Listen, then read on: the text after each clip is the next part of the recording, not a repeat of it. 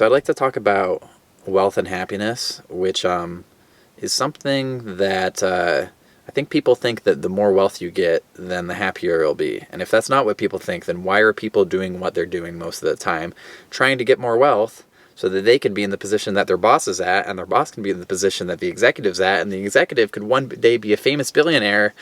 It's like, why are people doing all of that? Like, I used to live in New York. Why are people walking around quickly in suits, angrily looking at their watch in order to get to the top of the building, in order to start, pointing their fingers and yelling at the man and buying stocks and things, if that's not what they want? It seems to me that's a lot of what people want. And if that's not what most people want, why are they watching those people on television, on The Apprentice, on Shark Tank, on all over the place? Maybe they don't, that's not exactly what they want, but it's like, that's kind of like what people want. And that's kind of like the American dream, in a sense. Is like, oh yeah, work hard and then I could be one of those people. That's kind of what I want.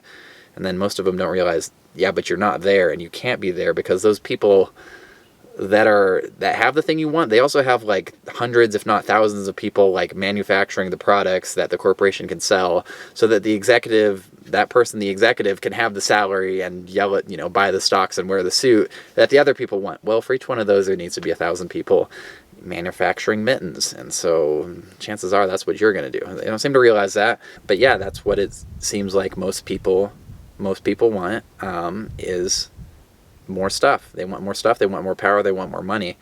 But what I want to argue, and I'm not the first to do it. In fact, there was a man named the Buddha, named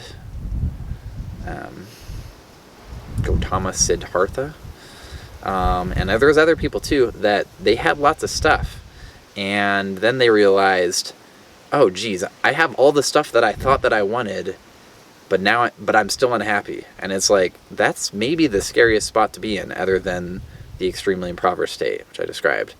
The state of, I have been doing all of this stuff trying to get this thing that I thought that I wanted, and now I'm a billionaire, now I live in a giant house, now other people are envious of me, now I'm famous, I have I have millions of social media followers. I have all these things. These are the things that I thought that I wanted, and I'm still unhappy. And I would argue that pretty much all of them are unhappy. And that's probably the scariest position to be in, because at least the people that are, working at the corporations, or, going to business school to get their MBA, or is it yeah, it's MBA. They think that they don't have the thing that they wanted, and that's why they're unhappy. But then the people that actually get it, the few that actually get the thing that they thought that they wanted, now they're still unhappy. That's probably going to make them more unhappy, because what do they do next? And then those unhappy people have all this stuff and power in society, and then they get to shape the culture and run the government.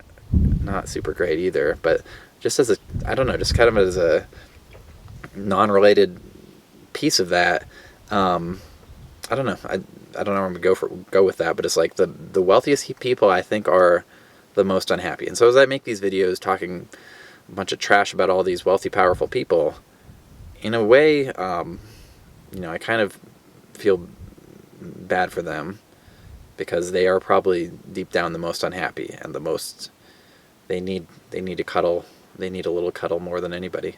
And I say that flippantly and sarcastically, but it's like actually true. It's like, that's probably a pretty dark spot to be in, to just have like the mindset of like a gluttonous, adolescent, confused, wanting more, getting it, then realizing you're 60 years you're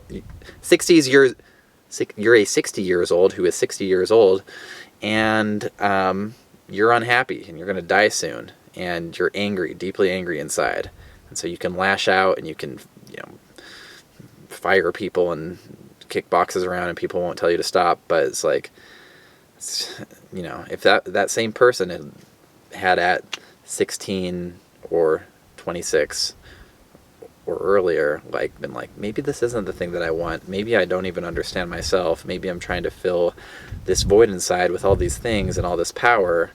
In the same way, I'm doing the same thing that these Black Friday shoppers are doing at my Walmart stores, and I'm the executive of Walmart. I'm the CEO. I have tens of billions of dollars, but instead of an Xbox 1080, I want $60 billion to control the world. Well, now I do, but eventually these games start to run dry, and I'm left with myself, and I'm not able to be with it.